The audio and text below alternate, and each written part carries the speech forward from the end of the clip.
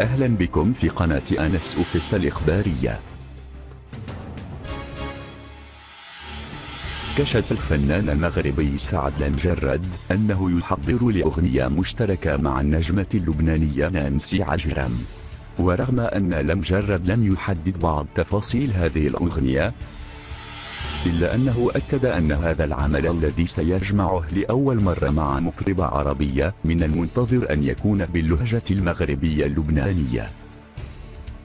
وأوضح سعد خلال استضافته على إحدى القنوات أنه جد متحمس للحفل الكبير الذي سيحييه لأول مرة في العاصمة باريس يوم 29 من شهر أكتوبر الجاري.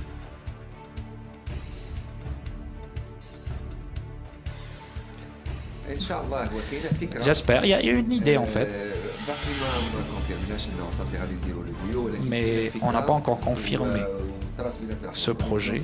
Donc on a eu un très bon contact musicalement, artistiquement, et il y a une chanson, une très belle chanson En Dalija libanais qui pourrait le Vous faire. allez mixer les deux.